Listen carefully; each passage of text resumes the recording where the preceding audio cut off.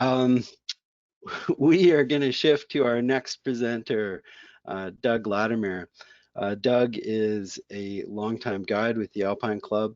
He's had his own video media production company for many years, and he has 20 years of teaching and guiding um, behind him. Doug's going to talk about the end of PowerPoint and a new resource he's developed.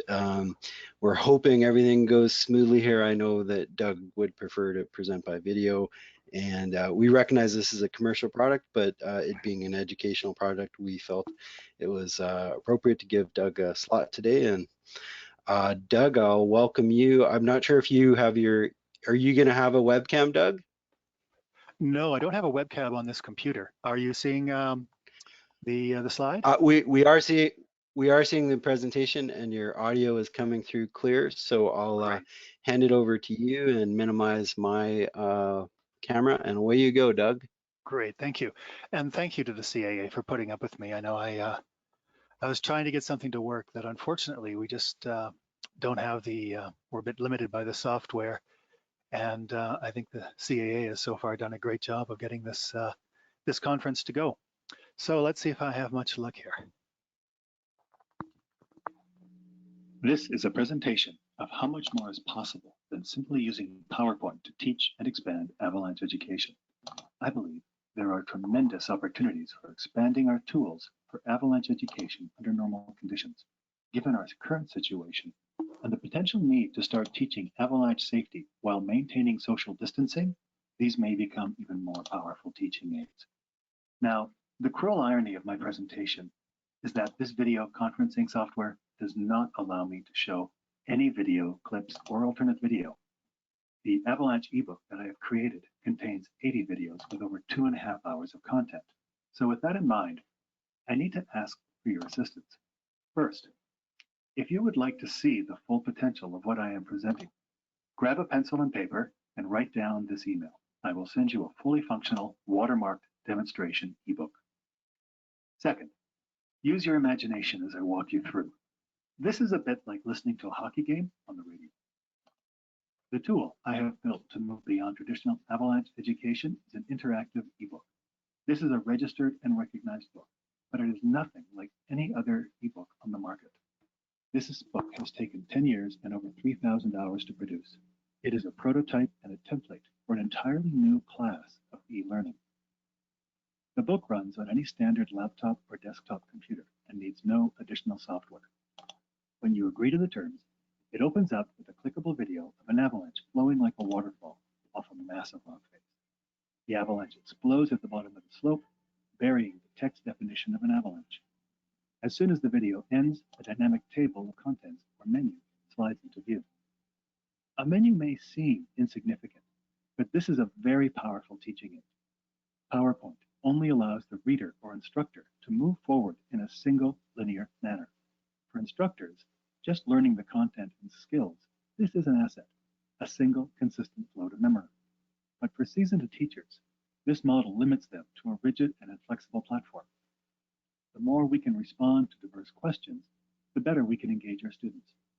The ebook is designed to return to the menu from any page in the book.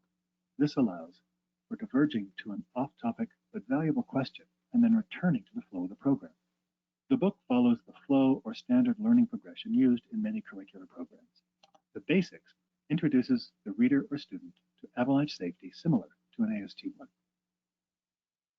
Trip planning walks through the process of gathering information to determine an appropriate backcountry trip. Build a simple route plan, have the appropriate equipment, and share information once the group returns. Moving through avalanche terrain is a very useful chapter. This section is dedicated to making appropriate decisions based on the avalanche hazard and the terrain. When teaching AST1 or 2, I am often using these images and videos to describe safe travel. I find this infinitely better than drawing lines on route photos. Advanced Skills outlines many of the course criteria for the AST2, but the section goes well beyond these boundaries, addressing basic nowcasting, forecasting, and a better understanding of risk and hazard. Avalanche Search and Rescue is built around the current best practices of the CAA's AVSAR program. I would like to thank Jordy Shepard for his assistance with this chapter. Basic rescue Some of the more advanced search and rescue techniques are covered here. Much of what is in this section goes well beyond the AST program, but I find this is an area where students are very curious and looking for additional information. And finally, human factors. The chapter addresses facets as outlined in Ian McCannon's groundbreaking work. Unfortunately, I have never been able to take this approach and really drive home the seriousness of human factors. And so, after several years of research, I have added to this chapter additional material that I find more effective with my teaching style, and am able to drive the message home. Let's look at the book. The basics begins with a first-person video, buried and rescued, all in real time. While the victim is waiting to be dug out, the student or reader can see how burial time reduces survival time. At any point, it is possible to go to the next page, last page, or the menu. The eBook is built on a progressive story, but you can just as easily move to another topic. The Avalanche Bulletin is broken down and described by one of the most experienced forecasters in the industry. So the flagship product for Avalanche Canada in many ways is the public avalanche forecast.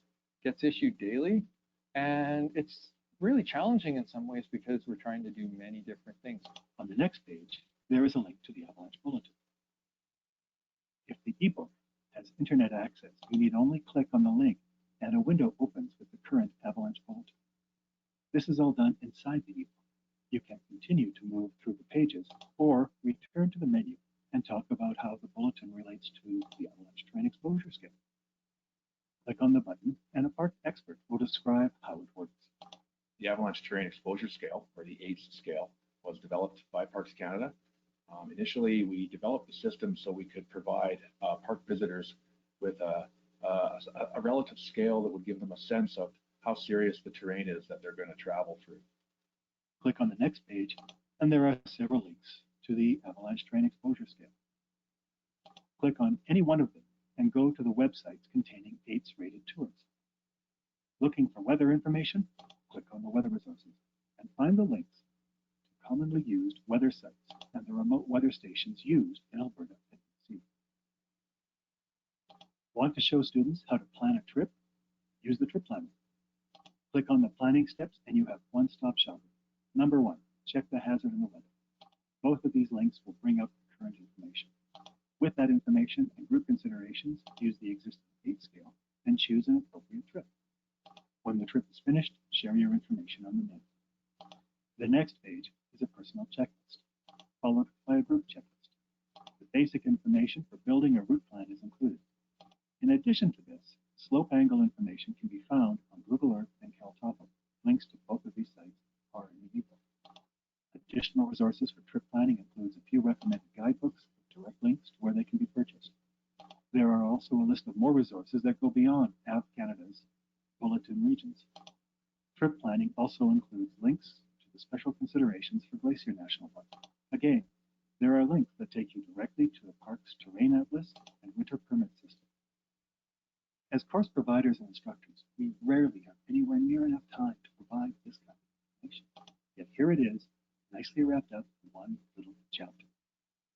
People like excitement, and avalanches are, if nothing else, exciting. As educators, we need to use that to our advantage. This is why I have videos at the beginning of most chapters with some element of excitement. Moving through avalanche terrain begins with a short video sent to me by a skier who purchased the eBook. He gave me the location and the date of the event, and I now use it regularly for teaching. The video shows 2 snowboarders triggering an avalanche. They both escaped to safety, but a solo backcountry skier is hit and partially buried. No one was hurt. The skier had no safety equipment. This is a great video to discuss how we manage ourselves in avalanche terrain. Case studies can also be very useful. I've sometimes been reluctant to use a few of the pre-existing videos because they are often fairly long, which requires cutting content somewhere else in the classroom. Another problem is that the video often fails to run seamlessly in PowerPoint. There are 3 different case studies in this book. They are all about 7 minutes or less a minute. This leads to the question of how do you find a specific page in a presentation when not following the exact plotting PowerPoint format. Click on the index. If you're looking for the Bowhut Approach case study, look it up and click. We tend to learn and retain more from stories than from facts and figures. time permits, it is easy to add case studies quickly and seamlessly. As the slide was slowing down, I took a deep breath in, got as much air in my lungs as I could, and I pushed my left hand, reached with my left hand up towards the surface and punched my hand up, and it came through on the surface and broke a little block out on the surface. So I could see daylight, but then as the slide moved probably the last 2 inches, that was just that crushing force of just squeezing every bit of air out of my body, and it was just like, I don't know how to describe it. It's like being buried in concrete. This is another dynamic page in the ebook. As you can imagine, the snow continues to fall in an endless slow motion loop as the instructor talks about crystals. Finding good crystal images that actually look like what we show students in the field proved to be fairly challenging. So I spent several days over a few winters photographing. But as we know, you can't see an avalanche if your head is stuck in the snow. For that, you need field experience. The next best choice is an appropriate exercise. In the basics, there is a simple exercise for students and readers to choose the right terrain based on the avalanche bulletin. Under advanced skills, one of the more popular videos is nowcasting. As we watch this video, the students are given field observations and evaluator clues to make rough estimates of the avalanche hazard. The students love it, and it brings a practical application to what they have just learned. Sometimes it's best to take a back seat and let the experts know. Pascal Higley has done some very valuable work on airbags that needs to be shared with the public. Recently, we were interested to better understand how effective avalanche airbags are. There's a bunch of different products out in the market, and there's lots of people buying it. But we were really interested in knowing how effective they actually are preventing fatalities. Imagine blending Pascal's talk with real-time avalanche footage from survivors wearing airbags. Dr. Jeff Boyd has also done some very important work regarding avalanche survival times in our different snowpacks. When it comes to avalanche rescue and resuscitation recommendations, the recommendations that existed 7 or 8 years ago all were based likewise on European statistics, and those statistics indicate that things should be done probably a little bit differently than Canada. This information may exceed our standard course curriculum, but it remains very important work for the public to be aware of. Beyond video interviews with the experts, there remains a huge reservoir of information that we, as instructors, guides, and recreational enthusiasts, rarely, if ever, access. Click on the research links and resources to access some pretty amazing content. Bruce Jameson's Vimeo site is absolutely stunning.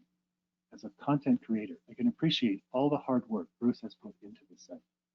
Again, this is a link that opens a window that provides direct access within the ebook. The International Snow Science Workshop is another hyperlink, and possibly the largest database for avalanche research in the world. A little closer to home, Simon Fraser University is posting their recent research projects and findings. I firmly believe that a teacher should not just teach the required content of a course, they should push boundaries, the students and the instructors. That requires powerful and effective teaching aids. The last tools I would like to share for teaching are checklists. If you click on the PDFs, Cards, Tools button, a page with printable information appears. The standard companion rescue card, an accident response card, emergency phone numbers for Western Canada, a trip card so your mother knows where to go looking for you, and a morning stability checklist to assist with multi-day tours can all be printed by the computer. All cards are sized to fit in a standard Write in the Rain notebook. It's just a few more teaching aids, but it all adds up. These are just a few examples of the dozens of links and 80 videos found in 220 pages of content. Elements of the ebook can be found on YouTube and have been donated to Av Canada's resource site on Vox.com. You are welcome to use these resources or send me an email and I will forward you the links. So, finally, the beauty of this book is its flexibility. Content can be updated and modified within a day. There is no need to wait years for the next printing to bring the content up to date. There is also a huge cost saving in shipping. The book can be sent via download. For individuals who would like something physical, the book is also available on a USB key that is small and light enough to ship as a regular letter anywhere in the country. Given Given the opportunities we now have available, I believe we need to start thinking beyond PowerPoint. I would like to thank everyone who donated their time for the interviews in this book. I would also like to thank Jordy Shepard and Terry Pelichek for reviewing and providing feedback to sections of the ebook. I would also like to give a special thanks to Bruce Tunis, who has been an instructor, editor, and respected role model throughout my guiding career. Thank you. Okay, how did that go? It came through very clear. Thank you, Doug. I think it's going to be interesting because the AITS model is coming out, and it might be a challenge for you to go right back to editing right away. Yeah, no, I was looking at Grant's presentation, and it looks really promising. So as soon as they start to release it, I can certainly update it. But there's other resources we have as well to get this out. For sure. So we welcome questions now. Brent, I'm not seeing any questions at this moment, but folks, feel free to put up your hands if you're an educator or interested in Doug's approach, his methodology, or anything else. Looks like we have Brad Acker coming to us again.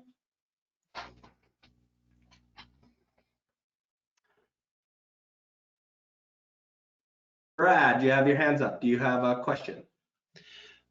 Brad, you may have to unmute your mic. There you go. All right, finally got her unmuted. All right, thanks, Doug, for the talk. I'm an educator, Brad Acker, down in Idaho in the state. Mm-hmm. And so I was curious, everyone's pushing madly to try to do more online, even before this COVID stuff, and this ebook looks really wonderful. Could a model like this, could something like this be used and people be able to modify it easily and put in, things for their specific geographic area and that sort of stuff? And then I also have a second question about testing. Do you, would there be testing going along with something like this to just verify, students watched the content? I don't have tests in place. That's certainly something you could add.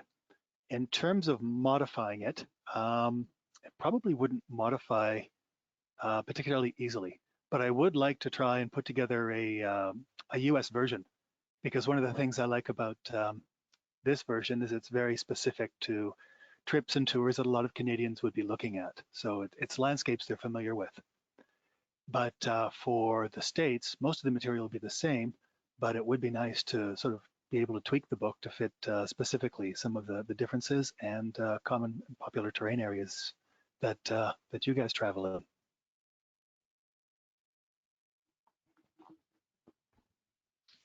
Great. Thanks for that response, Doug.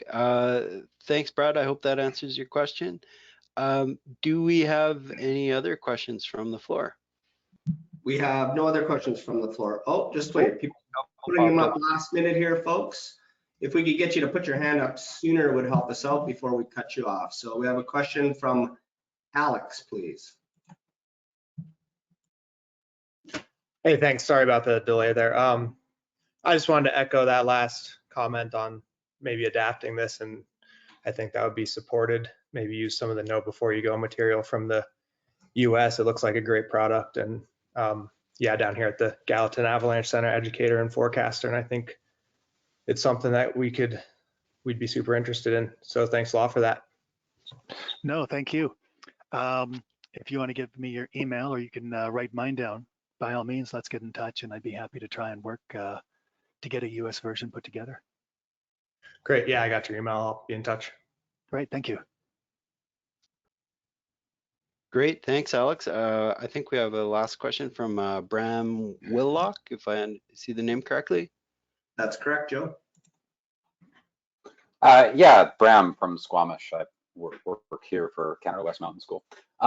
So with this ebook, I guess it's intended as both sort of self-driven learning through a lot of it, but does it also segue well into sort of guided learning as well as sort of after the fact. So you've done your course, obviously you'll have to get out in the field with an expert to apply some of this stuff. But how does it work as an ongoing resource for people after they've gone through it? Mm-hmm.